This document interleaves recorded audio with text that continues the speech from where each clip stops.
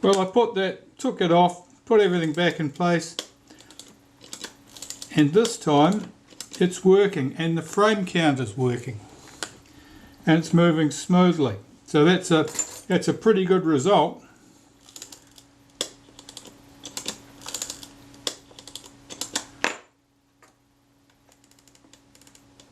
We'll see if it locks at the end of the film. There, now that's locked at the about frame 2, so I'm just going to loosen this screw slightly, pull this around until the alignment mark lines up. That's as far as it'll go, I think.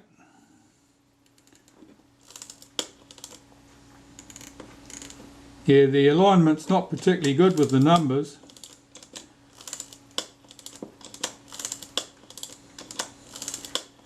Well, I'm not going to muck around with that.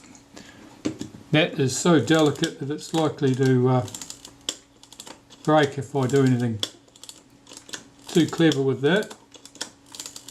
I'm pleased to have a working frame counter there.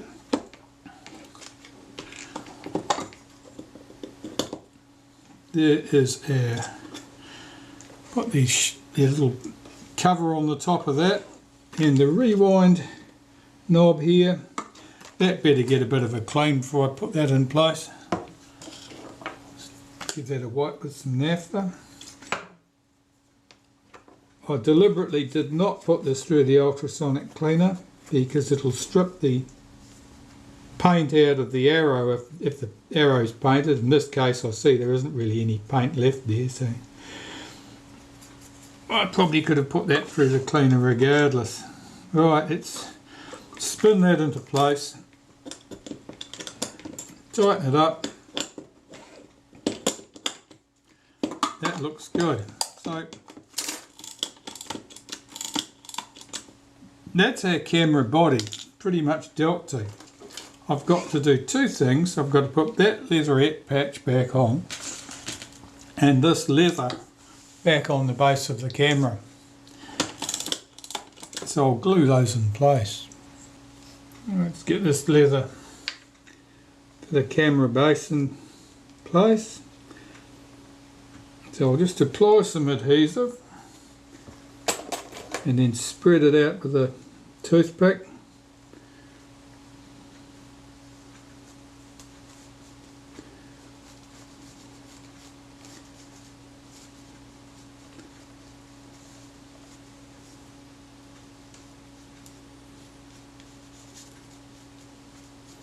Also, I would very, very rarely ever have the leather off the base of a Retina 1A or 2A because of the way they are held on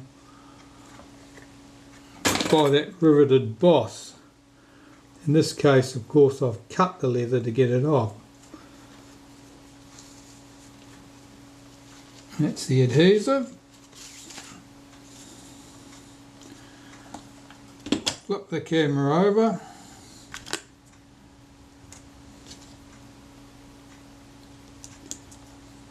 And get this down in place.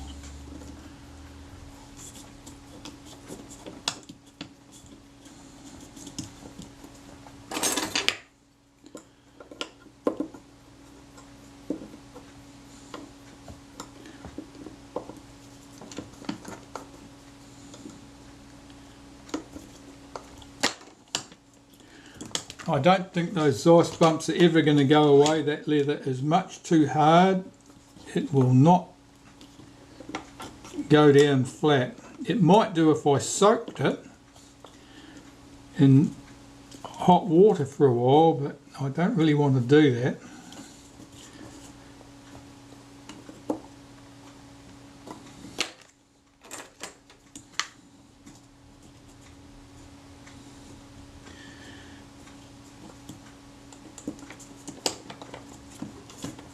Oh, we'll call that good. And the little piece to go on top of the film advance lever. This is Leatherette. It's quite thin.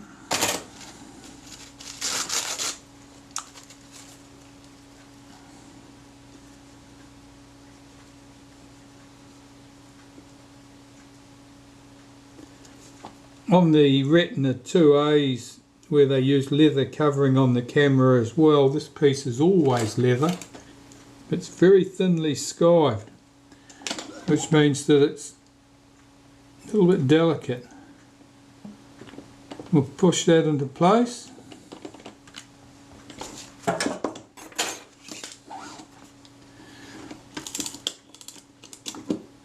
Well, apart from the somewhat chewed looking appearance of the end of the film advance lever there, that's quite good. That's our camera body dealt with. And I need to turn my attention to the shutter and lens assembly, and I really haven't given this much of a look at yet. Hopefully we're not going to strike anything too awful. Right, so off with the shutter retaining ring. Will the rear grip come off for us? Yes, it will. Normally that's finger tight. In this case it was. I didn't even need to use a friction tool. The front grip, is that going to come off for us? No, it doesn't look like it will. I'll try a friction tool. If that doesn't work, I've got something else. Let's see if this will work.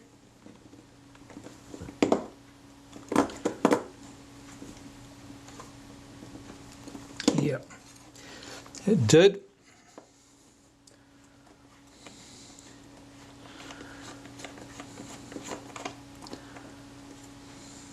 Pop that to one side.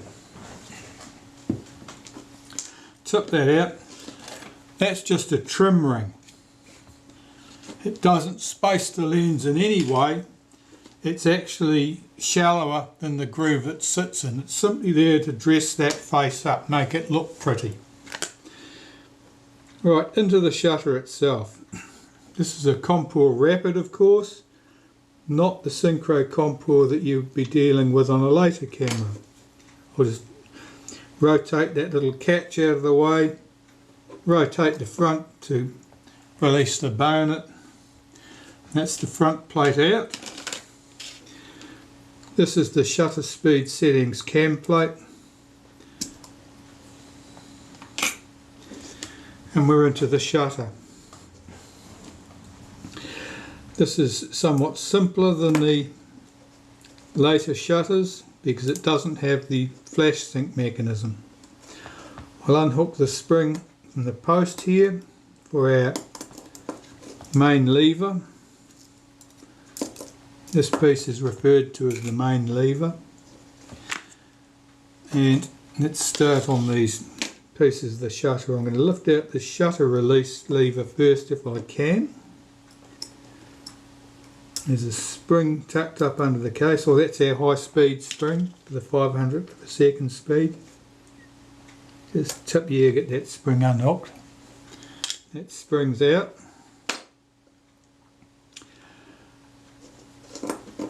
This catch I want off. It's held with a single screw.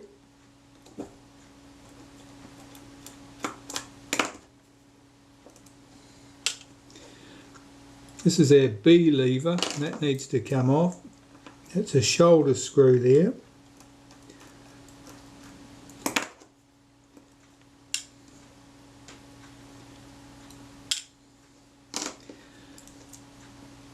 We've got to take the outside case off here. There are two screws. This one's a post that locates the shutter on the camera body to stops it from being able to rotate. There's a screw at this end. Now there's a third hole here in that outer case. It has no screw.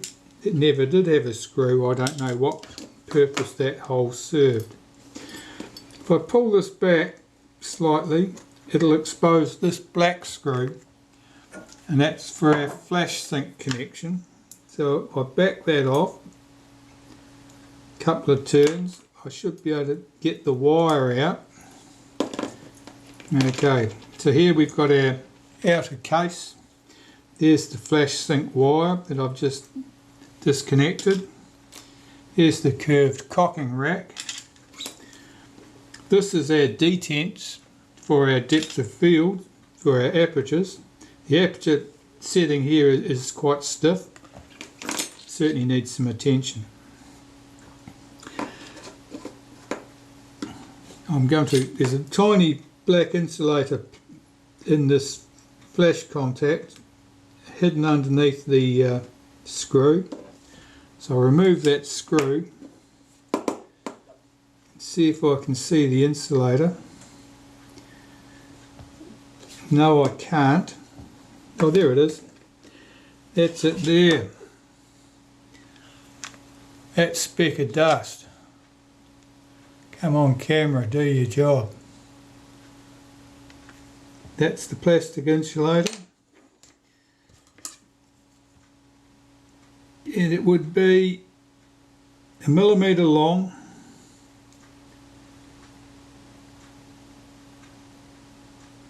or slightly less than 1/2 millimetre in diameter. Try not to lose it, otherwise you'll end up having to find a piece of plastic to replace it. Okay. On the inside of the shutter I want my flash contact out. That's a delicate plastic, it's probably a styrene or something. Don't get solvent of any sort anywhere near it, otherwise it will just dissolve into a big sticky mess. That screw doesn't want to lift out.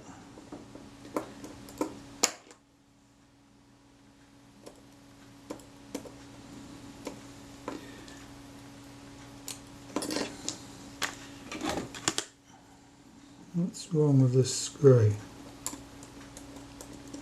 I was just catching on the plastic. Okay, see if I can get that flash contact out. Pushing gently at the bottom.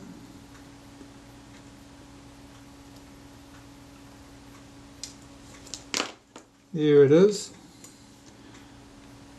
It is split. The plastic's almost always split. Sometimes it's very fragmented. That's a good example. Be very careful with that thing. As with anything that's delicate, they get broken. All the spares, if there ever were any spares, are long since lost and gone and been used up. Well, 3 screws hold the inner case and the mechanism plate together.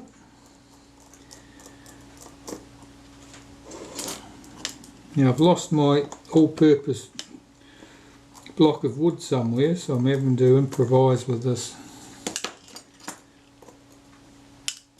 bench block. Okay, here is the shutter case with the diaphragm assembled. That's quite stiff. I don't know immediately whether the stiffness is from the diaphragm blades being gummed up or whether it is from the lever being sticky against the back of the case because of grease or distortion. I'm undoing the 2 screws that hold the lever to the diaphragm, and I'll recover the 2 screws that came out from there. Now I can check that diaphragm. The diaphragm actually moves quite freely. So the lever was stiff because of grease and so forth here, not the diaphragm itself. But the diaphragm I want all apart anyway. 3 screws.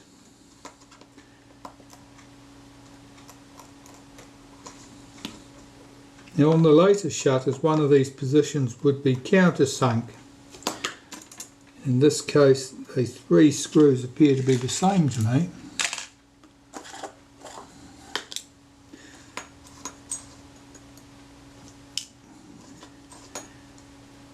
Yes they are. Okay. Here we go, we'll tip that lot out. Instant chaos.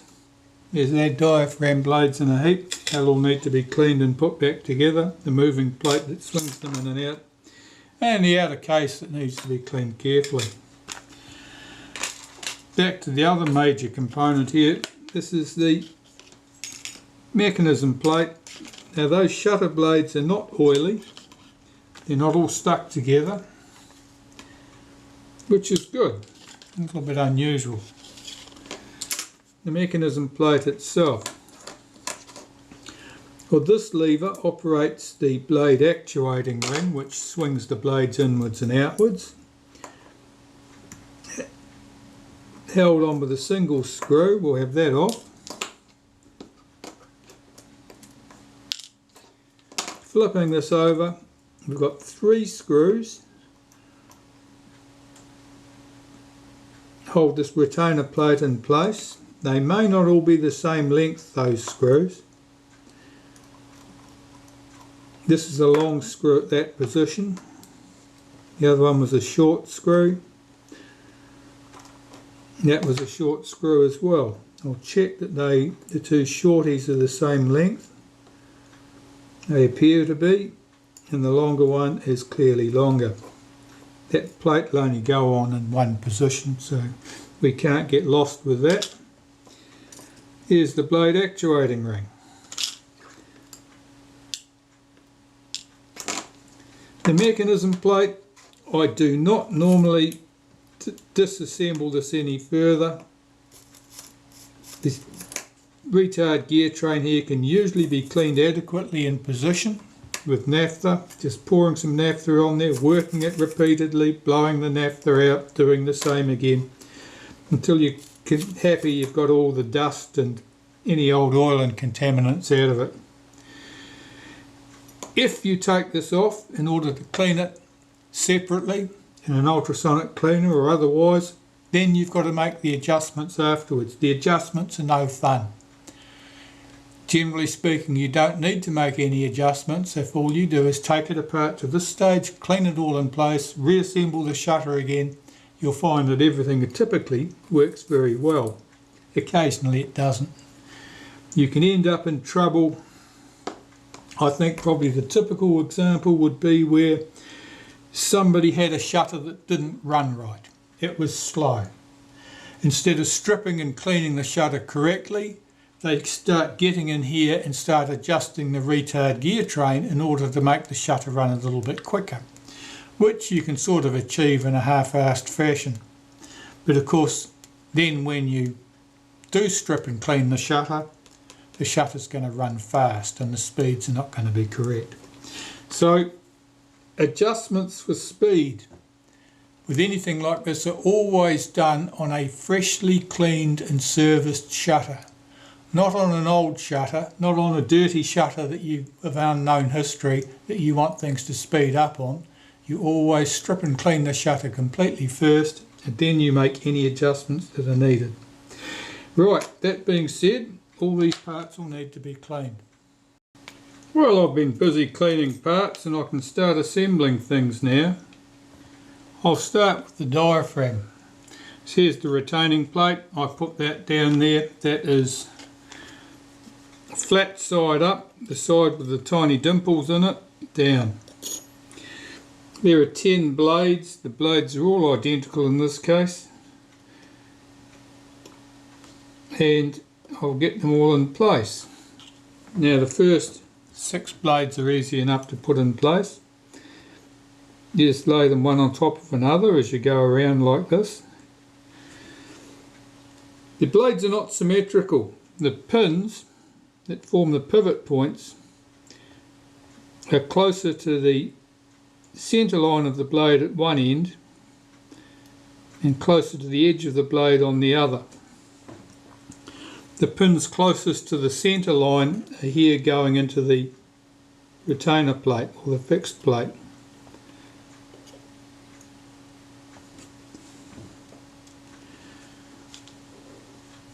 If you mix that up, you'll end up with a diaphragm that may not want to work well through the full range, but certainly won't give you the correct values.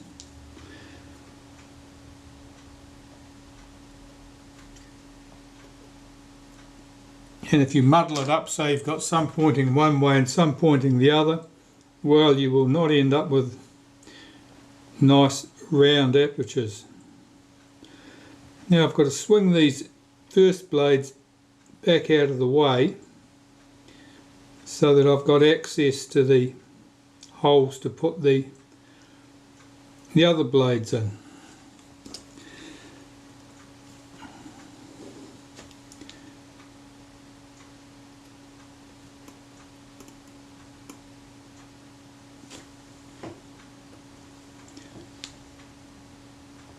Of course I've got to try and achieve that without disturbing the existing blades where they're sitting in the plate already.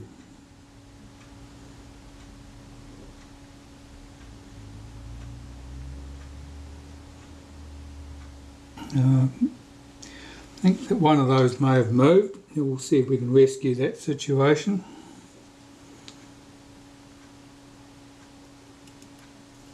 The name of the game here is patience. This does not always go smoothly the first time.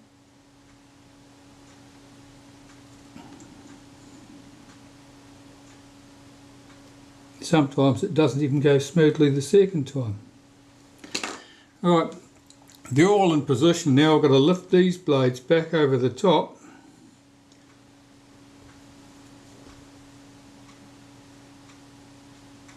and swing them back into position.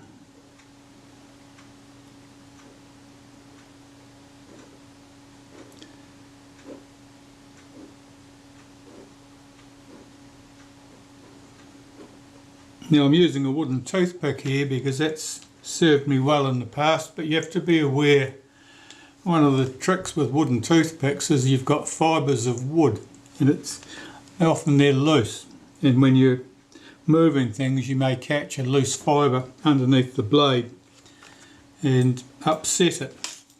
Very disconcerting and annoying. Okay, so I know that this plate goes into the case in one particular way. Two of the mounting holes fairly close together, the other one up the top further apart. That's here, here and here, so I know my plate goes on that way. This plate, I know from experience, goes right here. This is the moving plate. I've got to get that over all of those pivots.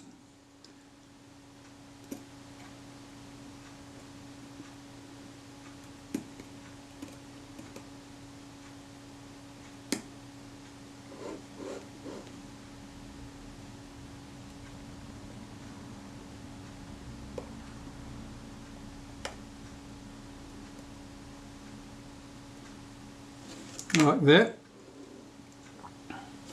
and I've got to put the case over it lined up correctly.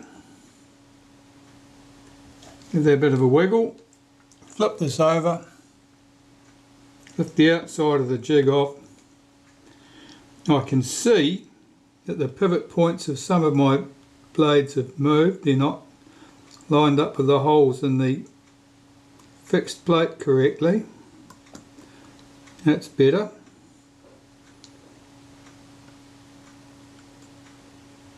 And the fixed plate is held with 3 screws. There's another blade that's moved. I'll see if I can pull that rivet back into position.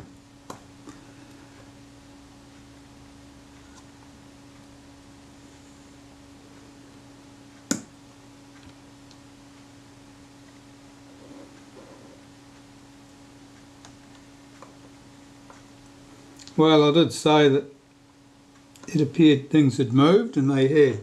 Right, so let's get those screws in place. If I can find out what I've done with the 3 screws I'm looking for, they're right here.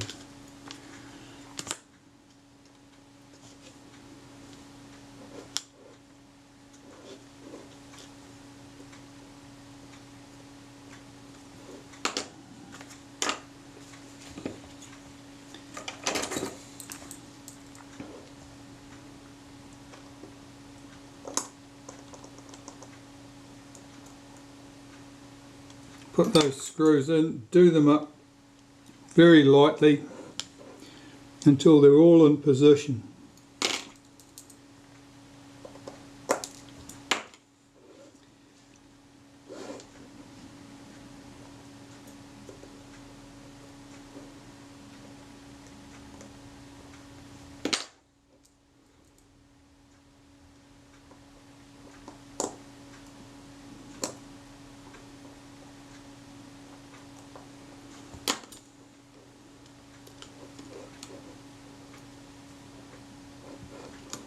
And I'll get this last one in position.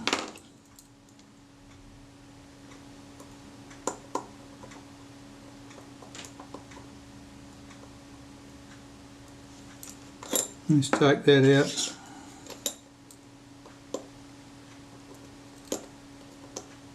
Run those screws down lightly. I can see the pivot points are all correct on the fixed plate. At the moving plate. Yep, that opens and closes smoothly. So that appears good. Means that everything's there. The hole's nice and round. It swings through its normal range. So far so good. I can tighten up those 3 screws.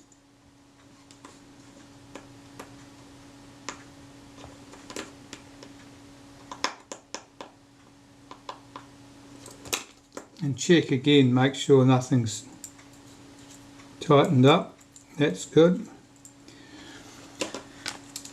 So the settings lever can go in place. Now that I've cleaned, I'm just going to give that a very light wipe of molybdenum paste on that surface and on the inside there where it runs around the case. Line up my hole in the moving plate here with the hole here that I can see, and this goes in. Now the lever's at the bottom of the shutter, the cutouts are at the top of the shutter, so I know that the lever goes on this way.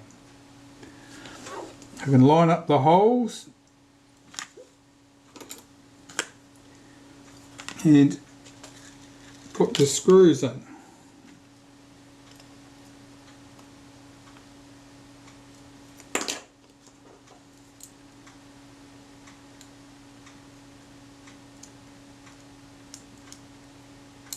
Get the screws started, get its mate in on the other side,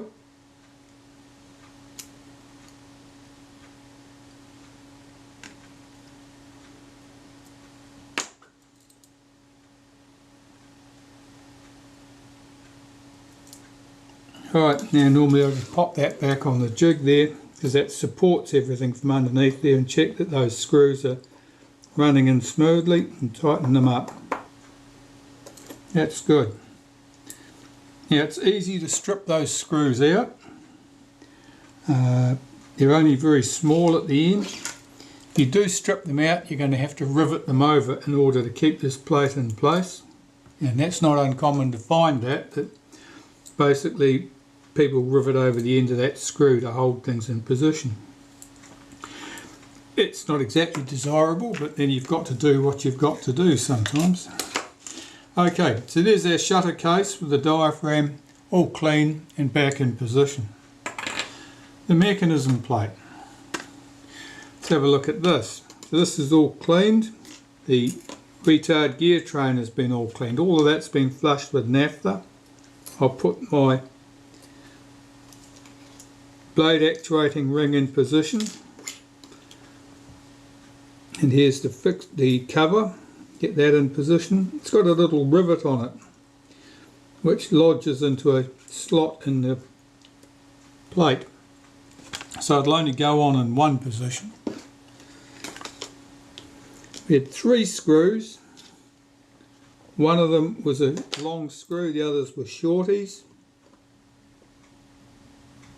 The short one goes there. Sometimes it's useful to make a little tick mark at the edge so you know where the long one goes or the short one goes, particularly if you're not familiar with things. And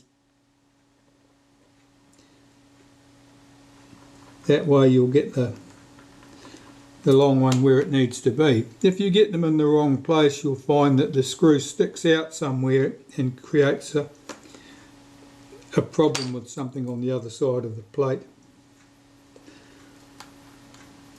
Just check that that moves freely. That looks good. Tighten the 3 screws. How much to tighten things is something that you can only learn by experience probably. It's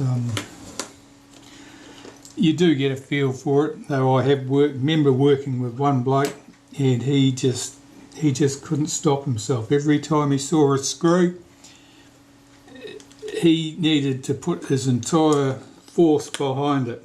It was like some sort of contest for him. That nothing was done up tight until he couldn't tighten it anymore. And he used to spend so much of his time stripping screws out and having to replace stuff.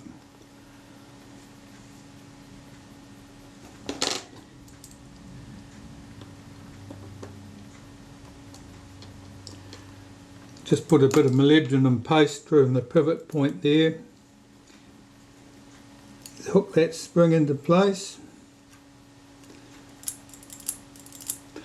That blade actuating ring is moving nicely.